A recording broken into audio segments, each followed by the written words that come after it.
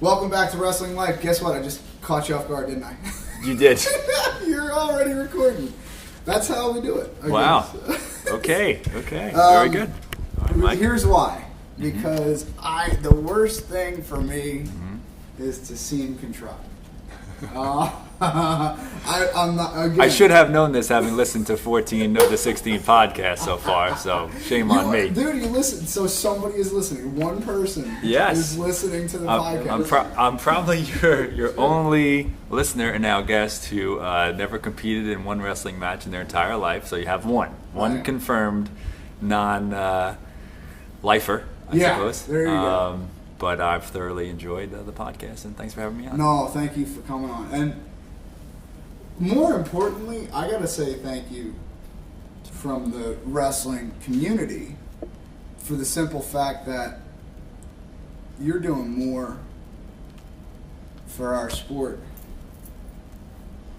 Well, let me rephrase. Thanks, Mike. You're Appreciate doing that. a lot for the sport without really having the ties that bind us to it. You know, I mean, a lot of times we think of this, when I say we, a lot of the wrestling community thinks of this sport, as the bitch mistress sometimes. You know, I mean, it can be a burden, but we love it all the same.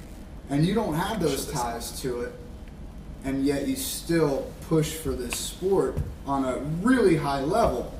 Yeah, Where does that come from? You know, I've been asked that question a lot, and first and foremost, as director of sports events for MSG Sports Properties, MSG Sports, it's kind of my job to keep an eye on what sports out there that are suitable for the Garden and that are growing. But to be perfectly honest, this is a sport that just over time, every little bit, it would kind of pop up. Like I'd meet someone that I enjoyed working with. Yeah. I said, wow, that guy's really got his act together. I'm very impressed by him. Sure enough, wrestler. Yeah.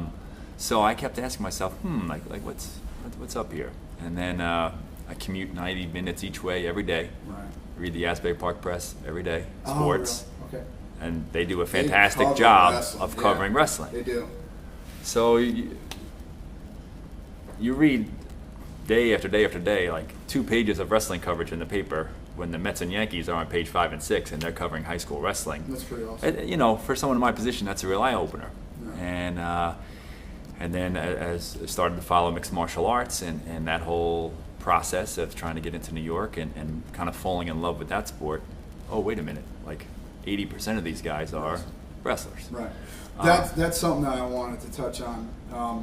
So how close are we? Yeah. Well, you could probably read about it in the papers. In the UFC is trying very hard to get in. It's only a couple of days left in legislative session for this year, and it looks like one more year. One more year, probably. Yeah. But just to take a step back, so I met Frankie Edgar, who helped me get in contact with Scott Goodale at Rutgers, and went to a Rutgers Lehigh match going back 3 seasons ago. And this is heck of a match. This is like a Tuesday night in February. Took me like a half an hour just to park at the rack because of the crowd. Again, for a guy like me, that's a real eye opener. Sure. And and then both teams were top 10 in the country at the time. Right, at the time they were, yeah. And boy, that place was buzzing, rocking, and I think that's when I was convinced, you know what, there's definitely something here. I have to make more contacts in wrestling, and we can do an event that will be successful. And you did. It was, and look, that was awesome. Okay, we're talking. Thank you. If you didn't hear about it, shame on you. If you weren't able to get here, try harder. Thank you. No, really, it was an amazing event. We were involved on a different level. We were involved with promoting the lock-ins and stuff like that. But here was the cool part to me. The cool part to me was the night before. You know, I mean, a lot of the wrestlers couldn't be out and about, but me and Monty were kind of out and about on town, and here, Kenny Monday walks by, and then Bubba Jenkins. It was nice to see an event that was kind of surrounded by as much as much excitement as wrestling should get. Right. You know, was it a tough sell bringing wrestling to the Garden? Fair question. I certainly had to make my case to the powers that be here. Hey, here's a formula that I think works for a successful event, and I'd really like to give it a try. And a good thing about doing wrestling from a production standpoint, roll out eight mats. Roll out eight mats. Yeah. So for us, we can share a date. Last year we were scheduled on December 16th to share that date with the Rangers. Mm-hmm. Happened to be that the NHL had a work stoppage and that Ranger game was canceled, so we were the only event in the building that day. However, physically speaking, we can shoot going forward this year, December 1st, and we'll talk about that soon. We've got wrestling in the morning and early afternoon, and 7:30 p.m. Knicks game. So come 2:30 in the afternoon. Thanks for coming. You don't have to go home, but you can't stay here. So that from a building perspective and trying to be efficient with our calendar dates, wrestling can share a date with Knicks or Rangers. That's huge to at least take a shot at something like this. And again, we're thrilled with how successful year one was, and we're really looking for the second annual event to be successful. What everyone was talking about, and you sent me that DVD, and it was great. What a lot of people were talking about after that event was we need to get NCAAs here. We need, and I'm talking about people on my end of things. The wrestling community was like, we need to get the NCAA tournament at the Garden, and for a million different reasons. But so everyone talks about St. Louis as being probably one of the best venues that they have for the NCAA tournament. Right. Scott Trade Center is nowhere near the Garden, and I'm not knocking the people over it there. No, but what I'm saying is, you're talking about Madison Square Garden, and you're talking about, another thing that people say, well, it's so centrally located. How hard is it to fly into LaGuardia? I mean, everyone comes in. Every airline comes into LaGuardia or Kennedy or Newark. So you got three within earshot. And then they talk about, it's so easy to get to the event. Doesn't get any easier walking across we're directly the street above Penn Station. It doesn't get any easier at all. Now, you may have heard a lot of the interviews we did in arena. I think a lot of the lifers in wrestling really talked about that as well, which was exciting. And to take a step back, when I first started speaking with Coach Goodale, we were kicking around, Rutgers versus a Big Ten opponent and Hofstra versus a Big Ten opponent, something like that. 2 mats. Right. But as I really started thinking about things, and I went to the D1 championships in Philly, and again, talk about an eye-opener. Yeah. I was blown away by that. That was pretty awesome. And if you're in my position, right. if you're in an arena booking person, and you see that event and you're not like, wow, I must get this event to my venue, then I don't know what to do. Yeah, you're a fool. For sure. So, I'm sorry, because I like tangents quite a bit. Yeah. And we spend money too. Meaning, the wrestling community will spend money on wrestling. They don't have a problem. Yeah. They're not going to be shortchanged. In concessions, they're not going to be shortchanged in merch. That kind of stuff. No, it's all a factor. And the local sports commissions or convention and visitors bureaus from cities, in addition to the arena people being excited, certainly the people who represent the cities have to know, wow, that's a lot of hotel rooms, a lot of incremental spending for restaurants and all that. So it is a very attractive event. And I know there is a RFP coming out about 2015 to 2018 in the near future. So we'll see. Really? Yeah. That'd be awesome. Yeah. That's part of why Grapple at the Garden this past year went to 8 mats. I really, wanted to see how it would lay out and could we pull it off and have, learn about, 8 mats, we're taking up most of our floor space, and we can expand a little bit on that in terms of physical real estate that we didn't do this year. But we did it. We pulled it off. We learned. Not only that, it went off without a hitch. Yeah. I mean, as far as I saw, I don't know. I mean, look, having a critical eye, there's always a couple things I would have done slightly differently. But to people who aren't looking really closely at every inch of the place, everyone thought it was great, and we got a ton of great feedback, which for us was very important. Yeah. The crowd was great and excited and into it, and it was really exciting to pull that off. For really our first ever collegiate event the first Garden opened up 1879, and here we are, 2012. We never had done college wrestling before, Right. So that's exciting. We don't in our business Not very many firsts. Right. I've fortunate enough to do our first ever Muay Thai kickboxing event. Oh, We've done a couple of those. Really? Yeah, that was. We've done 3 of them now, so that was exciting. But this one on this type of scale, right? Again, in terms of firsts, right. Really exciting. And not only that, you've got some big hitters in wrestling. You got the Cornells, you got the Oklahoma States, you got the Rutgers on the East Coast. Yep. There's a couple people missing, but man, you had Iowa here. You had the best of the best coming in to town, and when you can showcase, there was a couple marquee matchups. Yep. That everyone was looking forward to. Dayton against Caldwell was a big one. Yeah. You had that. You had Jordan Oliver lighting up the scoreboard like a Christmas tree. Sure did. Yeah. What was it, like 15 takedowns in the first period or something? Pretty crazy. Like that? Yeah. I mean, he went after it. That was a lot of fun to watch. Yeah. No, it was exciting to have the big powers: Oklahoma State, Iowa, Ohio State. Yeah. That was great to get them all to come out here, and I have to give a lot of credit on that front, especially when we were trying to get Iowa in, and they were looking to face someone that they didn't normally wrestle. Sure. And Hofstra, who had already committed to facing Ohio State, right.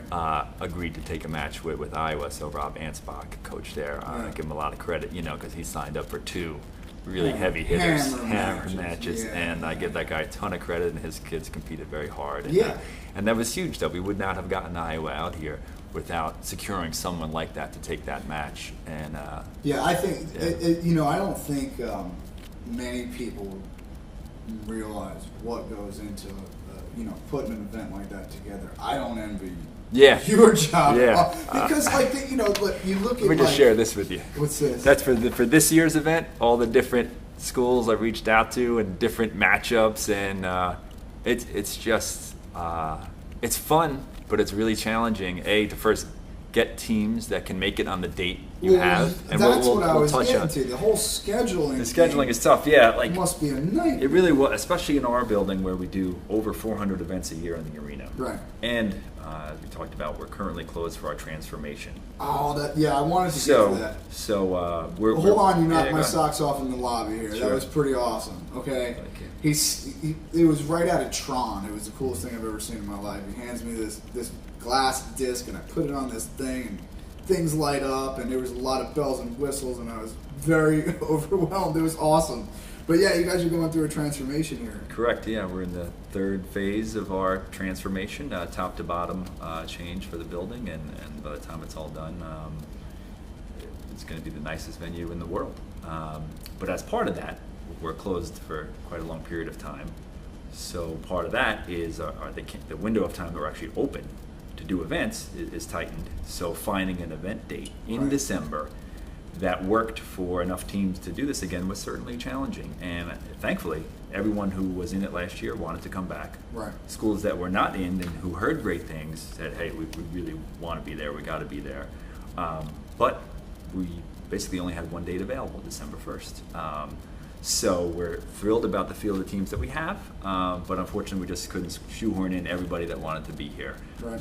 So for the long-term growth of the event, thankfully transformation is nearly complete. So our calendar will open up a little bit. Sometime in November it'll be done. Yeah, we haven't announced an exact opening date, but it'll be right around that time frame, and it's going to be very exciting. And I'm thrilled that college wrestling once again will be a part of it. So we could talk a little bit about the teams coming back. Some of our marquee matchups: Cornell versus Maryland. Yeah. And also Cornell versus Illinois. So Illinois is probably the best team that wasn't in last year. That's coming in. Jesse Delgado, national champion. Great NCAA tournament. Yeah. It's nice to see a team like that, kind of spreading its wings a little bit. Yeah, I must say they were one of the first ones to call to say, hey, we heard you had a great event. We really want to get in. Assistant coach Mark Perry. So those are some big matchups. Side note: his father kicked me out of the OSU wrestling room. Interesting, small world. I know. No, he did. I came, and this is just irony on top of irony. I came in one day and I had a Edison wrestling shirt on. Now at the time, Edison Wrestling was, this is 1990, I think 6. We had black T-shirts with a gold eagle on it that looked similar to a Hawkeye. It didn't look like it; just had an eagle on it, right? And Coach Perry, I come in for practice, I start warming up, and he goes, "Go take that shirt off." I'm like, I thought he was kidding. He's like, "No, seriously, go take that shirt off." And there's the irony on top of irony is that his son wound up wrestling for Iowa. But yeah, he kicked me out of the room for wearing black and gold. And I went and changed quickly into somebody's T-shirt. I grabbed that out of a locker somewhere, went back in. But yeah, it was funny. But yeah, dude, they're doing a great job at Illinois. Yeah. Delgado had a heck of a tournament.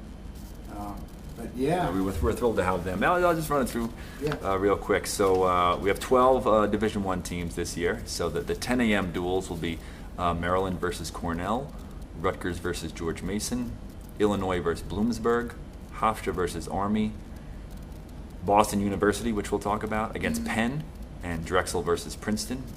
Those are 10. And then at 12, really a marquee matchup of Cornell versus Illinois, Rutgers versus Maryland, Princeton versus Army, Bloomsburg versus Penn, George Mason versus Drexel, and Hofstra versus Boston University. And BU, as you know quite well, is basically in the last year of their program unless things can get turned around for them. So we're thrilled to have them as part of this and hopefully help them on their campaign. We talked about it with Franny because he's very close to that program. It still boggles my mind as to what's going on over there. We hear a lot of times about some programs folding, and you hear, it's a money issue, and it's a this and that. For this type of situation, they're not giving us a real solid answer as to why they're closing their doors. But it seems like they're pretty adamant about it. And maybe putting them on showcase in the world's greatest arena might do them some good. Yeah, that's the way I look at it. It certainly can't help. It certainly can't hurt. Yeah, as you talked about, Coach Franny talked about, there hasn't been a specific, hey, if you do this, you're back. But hopefully this can help. To me it was, they're never going to give you a 1 + 1 is going to equal 2 there. They're always going to give you, the reason that it was kind of cut in the first place was because this didn't happen or this didn't happen. We're not getting any of that. Or at least I haven't heard it. I'm kind of got my ear to the ground on that kind of stuff. But, I feel bad because, you put them in the unenviable position of, kind of doing their farewell tour. And part of it is going to be done at Madison Square Garden, which is cool. And hopefully, we open a couple eyes up in Boston that need to be open. Yeah, I think part of this event is hopefully we, the Garden, are doing a good job of bringing in the non-hardcore wrestling fan. We have a huge database of sports fans who live within a very easy traveling distance to the Garden. And part of what we did last year was promoted the heck out of this event to everybody in our database. Maybe we only know you because you've come to one Knicks game. But you know what? Here's a really cool event. Come check it out. How many less people come? Not sure, but some of them. That's a good question. I want to know because not know right now. I don't need numbers, but I'm curious as to, I don't know, how many of them are we pulling in? Right. It's hard to put your finger on exactly, but that's what you need to be doing as a sport. For period. Sure. Because that is the exponential growth of the sport. Relies pretty closely on bringing in a grandmother. Yeah.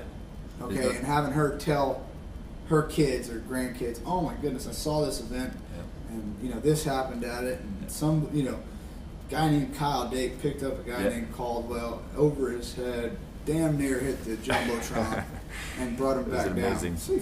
Yes. It's just, I think I'm living proof of someone who played basketball their entire life, but when finally exposed to wrestling, said, wow, this is amazing.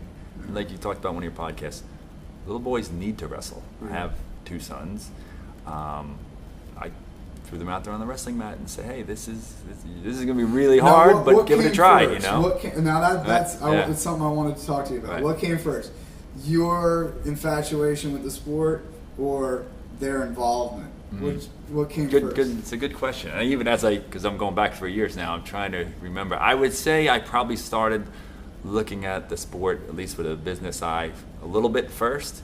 And then when hearing, oh, hey, a lot of your buddies from the football team are wrestling, and some of the coaches are the same, yeah, go ahead, give it a try. I think there might be something there. And naturally, they got their butt kicked, but they liked it. Yeah, they enjoyed it, so it's part of it, So, but the upside for your sport is, yes, attracting people like me who never went to a wrestling tournament, don't know much about the sport, but if they come in with an open mind, they can say, oh, I get it.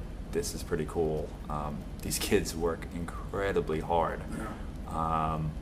And that's where the sport can grow. And it's not cool to just be this inclusive this little world niche. Yeah. No, you gotta I get agree out with of that. you. Yeah. I agree with you. And but again, it's a tough sell. I don't envy, because and we'll talk about FILA here in a second. FILA has made it difficult because up until you guys are putting stuff on MSG Network and the NCAA's at times is on ESPN, but they put it on the Ocho. You know what I mean? Right. Yeah. So unless it's the finals.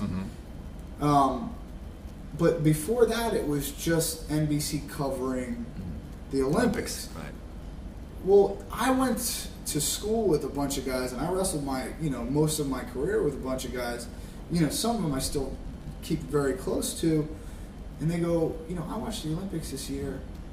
I didn't know what the heck was going on. Right. And these are guys that wrestled their whole life. Yeah. And they're going, wait, why does he get to start with his leg? That doesn't make any sense to me. That's picking the ball out. That's a bastardization of the sport itself. Like you have to work to get to my leg. I'm not just giving it to you. I'm not giving you the leg. So we haven't done we as a sport have not done a very good job of keeping it simplistic enough to draw in a grandmother. I mean, it can be confusing. I mean, tennis to me is so simple.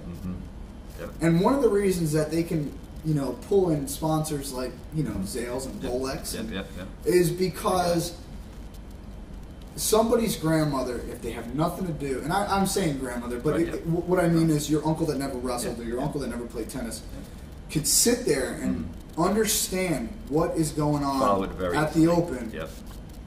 And it's pretty simple. All right? They have some goofy love stuff in there. I don't know what that is, but you get the point. They can pick it up. If you put them in front of a Greco-Roman wrestling match, it's gonna be tough for them to follow. Wait, why does he do that? Or what? Is it the push-out rule? Well, you push them out of bounds, you get one. But what if they started on their knees? Then you don't. Wait, what? So we haven't done a real good job of keeping consistent enough to draw in outsiders. I think one of the things that the internet is kind of saving us from is our own neglect. We're realizing, hey, we can bring in somebody like you who played basketball their entire life. And if they're willing to spend 15 minutes on a rules clinic, then they might get the gist of it.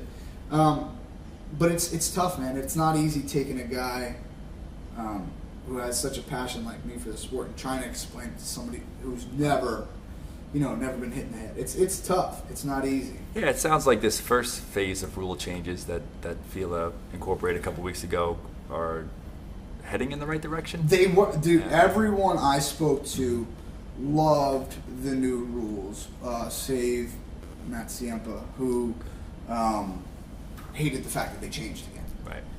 Again, part of our problem is that we constantly changing. Yeah, we're constantly changing. But. Yeah, if we could talk about, because this is going to come out fairly quickly. This is the first in like 5 that I'm doing this week, so this will be out either tomorrow or Thursday. And so over the weekend we got the word from FILA, that it's now a 6-minute match with 2 periods, 7-point technical fall, 2 3-pointers, and or a 5-pointer stops the match. That's a tech. So you brought up, hey, what if you're down by 5, get 2 threes? Is that a tech? I think the contingency is that you have to be winning at the time. But again, we'll see, right? Because we're on a certainly if you're going to grow, it needs to be simple for the non-hardcore fan to understand. Yeah. And get because again, on the last podcast with Siempa, I can remember distinctly going to the local freestyle and Greco, like before the state and the national tournaments, going to the local developmental tournaments, going, okay, what are the rules today? Right. That's not a good thing for the sport. You don't see that in other sports. No, you don't see that in other sports. Yeah. And that becomes really problematic to a dude like you who's trying to sell the sport. Yeah. To people that don't trying to attract people in that are not, the hardcore layup guy who's coming no matter who's competing. You know, we're trying to get people who just, wrestling's going to be there? I don't care who's competing. I want to go. I know it's going to be a cool atmosphere, a cool event to see, and not, Kyle Dake's not appearing this year, I'm not going. Right, that's a bad thing. I need people to be attracted to the sport. And, as long as the rules are simple for them to follow, then the non-hardcores, can come and can appreciate what's actually going on out there. And I think anything they're doing to incentivize, more action and guys going for takedowns or going for high riskier moves, which as a coach you probably don't want them taking too many chances, but if they can be incentivized, that's when it gets exciting. Yeah. So I mean, look, I understand where they're going. They want big amplitude. They want the big throw. They want which is they do need it. They do. It's important that's what gets put on the poster. You need the action shot, and I know when 2 really elite wrestlers come together, it's probably going to be 1-0, but they're going to stare at one another. As a non-hardcore and someone who came in and came in at the youth level where a lot of kids are not that skilled, right? When the final score is 14-12, it's really exciting, and there's lead changes back and forth. Those matches are crazy, and I understand it's not going to happen at the highest level, but if you can get a little closer, finding some middle ground where there's a little bit more scoring, again, for the non-hardcores, I think that's where just a little more action is fun. It is. It is. But again, once you start, we kind of opened the floodgates in '96 when we agreed to change the rules and change the rules and change the rules. So they're always going to be tweaking it. They're always going to be kind of fussing with it. The real question is when do they get it right? Right. And who's to say what's right? Right. So I think that as long as we can kind of leave everything alone for a bit, longer than 2 weeks for sure. Right. I think we'll be able to I guess grow. It sounds like on September 8th you'll find out if the changes thus far have been enough to win a spot back in. September 8th is kind of our D-Day. And I hope, I really do hope that we get it back this year, or for 2020. Hope so too. We talked a bunch earlier about we caught some heat for even suggesting, because it's blasphemous. Right. It's blasphemous to say maybe we don't need the Olympics. But the truth is, do we want it? Yeah. But I just, I'm with Coach Siempa, and I don't want to see a cheapened product either, or a product that is so neatly packaged to make it viewer friendly that we forget that it's a sport that was kind of untouched for a couple thousand years, and now FILA has decided to kind of meddle with it over the past. I guess to get back in, you'll have to make some compromises. I'm sure. Now your sons are competing at a youth level in Red Bank.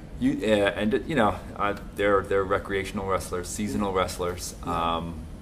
You say that almost apologetically. Well, I know how hardcore this podcast is, and if you don't wrestle in like 17 summer tournaments, you're not really a competitor. No, look, our sport needs 3 sport athletes. Right. Big time. They need 3 sport athletes. The problem is me. I am part of the problem. I really am. I understand that. Because what happens is, you live in New Jersey, and the level of wrestling in New Jersey has gone through the roof in the last 20 years. No doubt. Basically a lot to do with the advent of wrestling clubs and all year-round competition. Well, what happens with that is we do tend to kind of stray away from the three-sport athlete, at least at a middle school and high school level, for sure. Yeah, as a parent, it becomes pretty obvious. Okay, that kid goes to the club. He goes pretty often. He's really good, and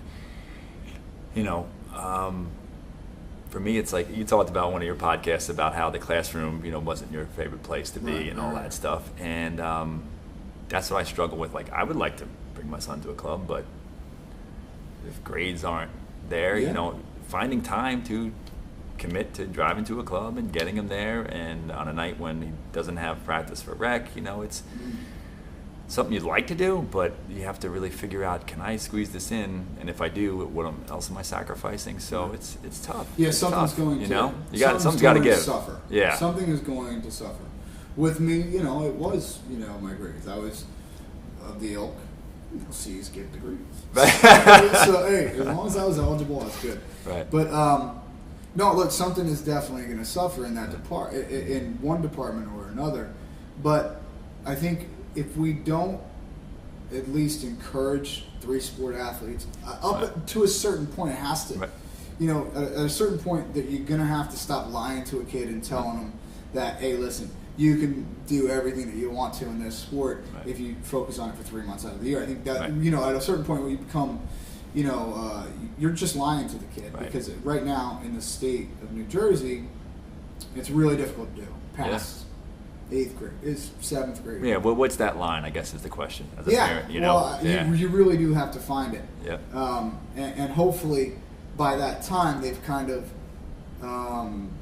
gotten themselves in an academic rhythm where they come home and they've got, I got this amount of time to do my homework and I've got this amount. What we're trying to do at our club that's the exciting thing about wrestling. Teaching that discipline. That regimen. Sport gives you the regimen. Yeah. And if you can get that from wrestling and apply it to other things, it's attractive. Well, I think that's the number one thing, because this sport, especially at the higher levels, is so time consuming. Because people don't realize, you go to practice and you come home. There's a little bit more to it than that. What if you got some weight to pull? Well, guess what? You're back out on the road running, or you're skipping rope in your garage, or you're at the gym on the treadmill, but you're doing something that's not sitting down and resting. And what about watching film? Well, if you're going to be at the highest level, you're going to be on flow, and you're just going to be looking up your opponents, checking out technique, doing whatever it is you're going to do. So our sport is extremely time consuming, and I think the number one thing that I struggle with as a quasi college coach is teaching incoming freshmen how to budget their time. Because I wasn't taught. That's something that was just not taught to me in high school. It's certainly, it wasn't something that was, part of the lesson plan.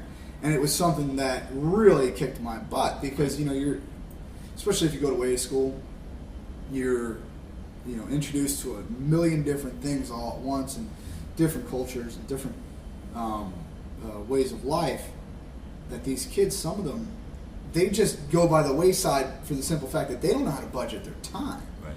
And these type of lessons, we do teach in wrestling quite a bit. And I never really thought about that until recently when we started talking about it.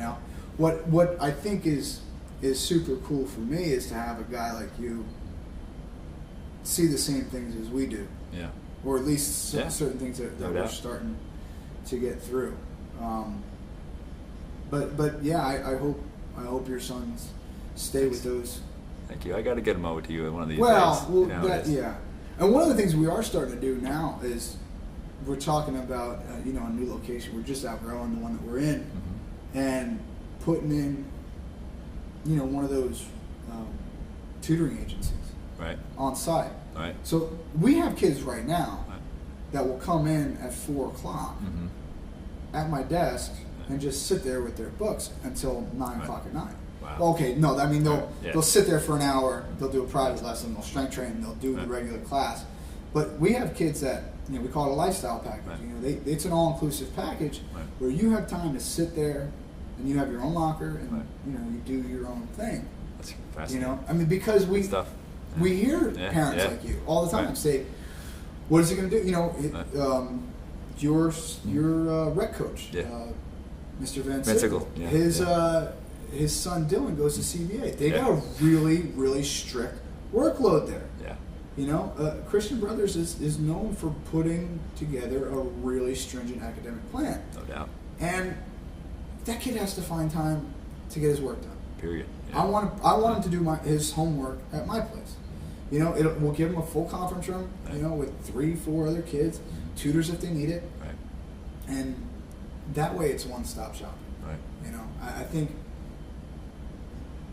as you grow the sport at the macro level, you know, guys like you and guys that are pushing all the NCAA buttons I think one of the things that we need to do at a local or grassroots level is expand past just teaching high crotches. Right. Yeah. You know, I mean, and if we're really gonna take this sport to the next level, I think we absolutely have to kind of push past some. That's what you touched on your story about the kid Jackson, who's no longer wrestling. Yeah. But you know, that was a really fascinating story about a kid who turned his life around. Yeah. You know, there's only 14 state champions or whatever there is every year that walk out of Atlantic City with a smile on their face. You know, but the sport helps so many other kids, and even if they're only around it for a couple of years, but the effect, you know, it's for decades. Right, and I don't see why that is not a selling point. See, it is. But like the thing is that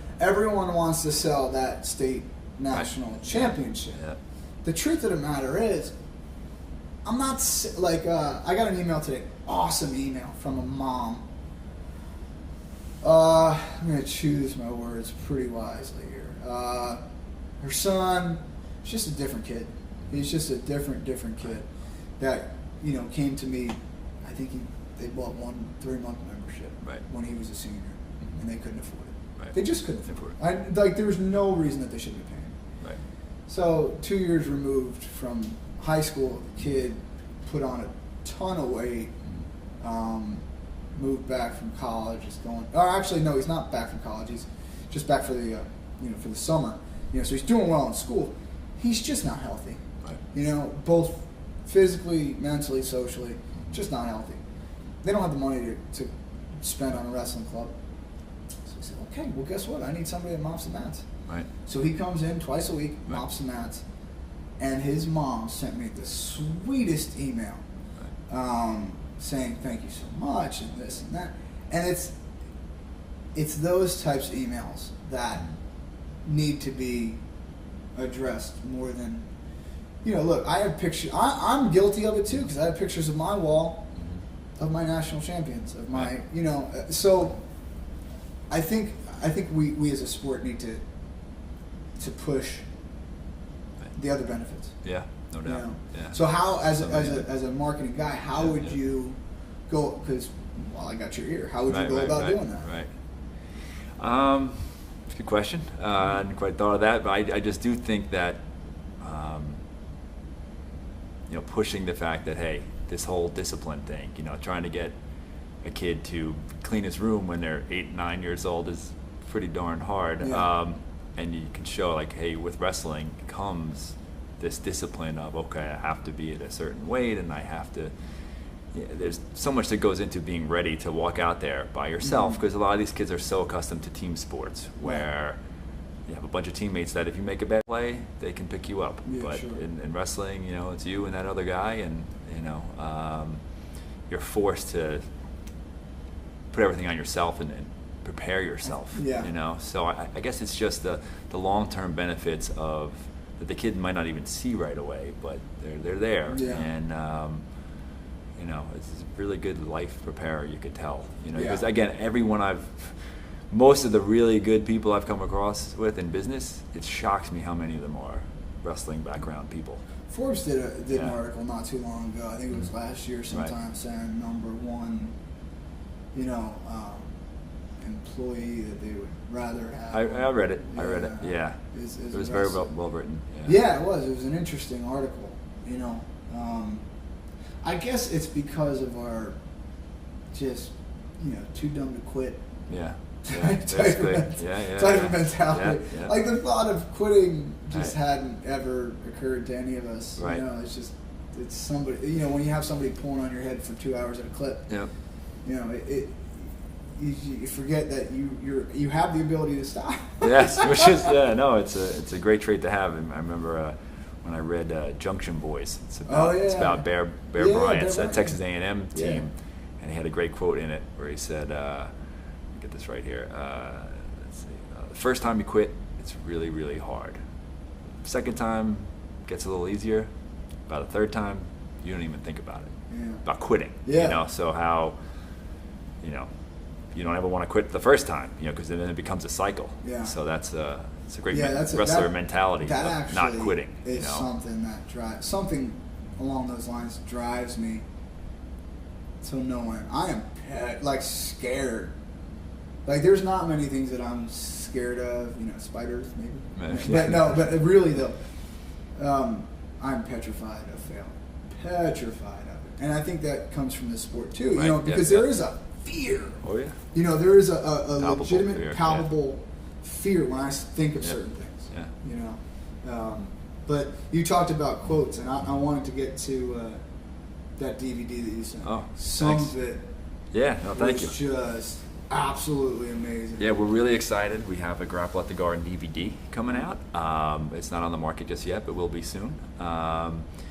And it's a half-hour long behind-the-scenes look at what took place at the inaugural Grapple at the Garden, and we feel like hardcores and non-hardcores will love the DVD, and I'd love to hear your thoughts on it. No, here was the coolest thing. You know, look, I love the interviews; those were great. Just seeing that many people involved in the sport in one building at the same time. Yeah. That's an awesome thing. You know, it's not very often. We get NCAAs, we get the World Team Trials, and that's pretty much it. You know, to get that many people that are, you know, the upper echelon of our sport in one spot is really, really tough to do. No doubt. As no doubt. You know. And basically, you know, to jump back to Coach Goodale, you know, it took like 2 full years to get that event together. You know, it would have happened the previous season, but coming back to dates, I just couldn't find a date that worked for enough good teams. Yeah. So we had to put it on the back burner for another season. But after years and years of working on it, under one roof, you know, John Smith and Gable, you know, just who's who of the sport was at the Garden, and it was really exciting. Yeah. But, the DVD certainly captured a lot of behind-the-scenes stuff that I think did. is really cool. What was the most interesting to me, and hopefully this goes the furthest in promoting the sport to non-wrestlers, was the mic'd up part. Okay, because to hear Coach Cole over at Cornell walk past, I think it was Nashon, and go, "You let that hurt tomorrow. It doesn't hurt today." Was just a glimpse inside our world, because it was. I've just never heard it put that way, and I don't know how many other people have.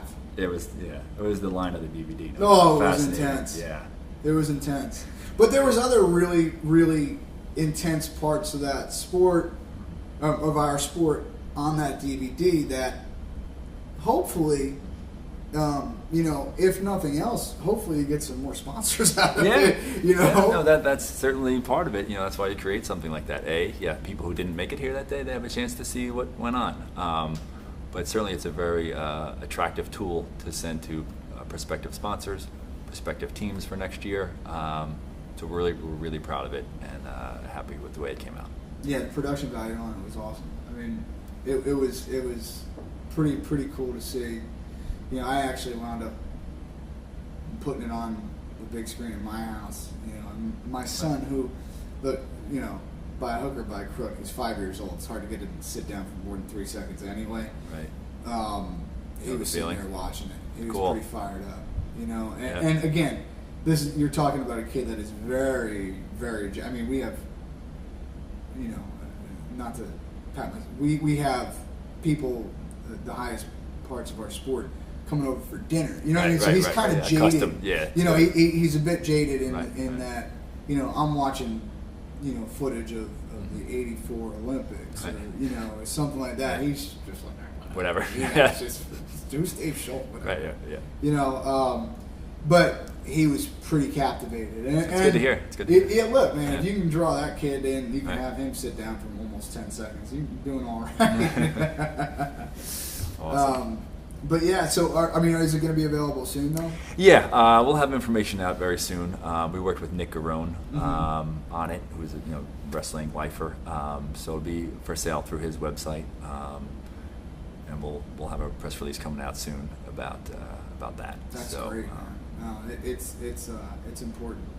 It's important to get stuff like that. Just giving people more to consume. Yeah.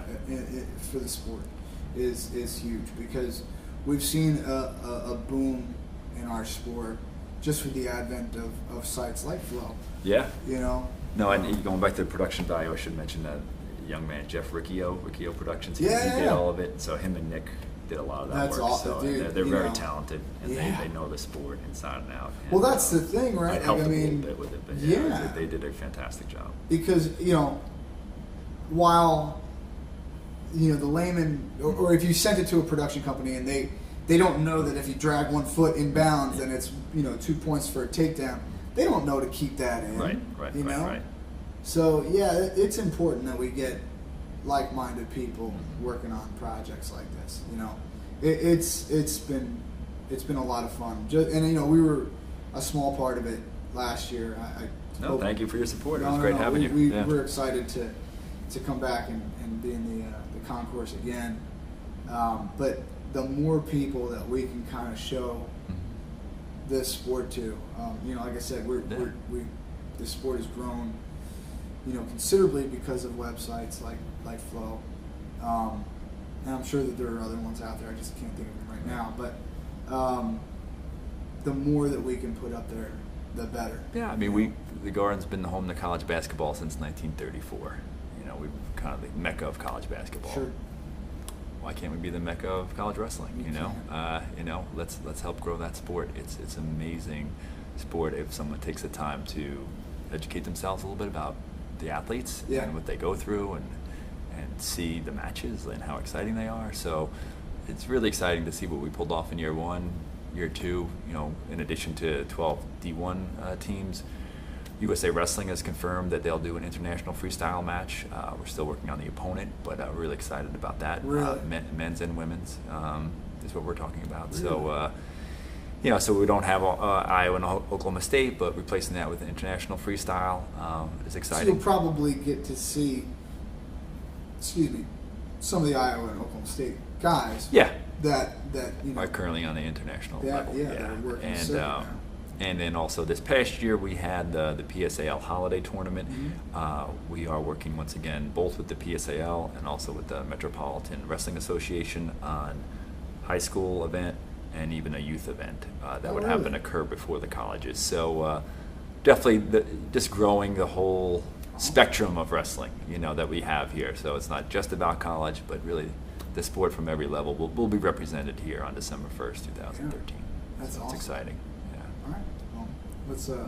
I'm sure you got 1 or 2 things to do today. All good, my friend. All good. Thank you for having me. So for more information, at MSG Sports NYC is our Twitter handle. At MSG Sports NYC. So for more on the Grapple at the Garden, both upcoming event and the DVD about last year, you'll see that there. Personally, Dylan_Wanagiel, Wanagiel. If anyone wants to hit me up with ideas for how to grow the wrestling, we're all ears. That's great. Thanks. Thank you. Not just for the interview. Thank you from the sport. I appreciate it. You got it, Mike. Thank you. All right. Get you out of here, man.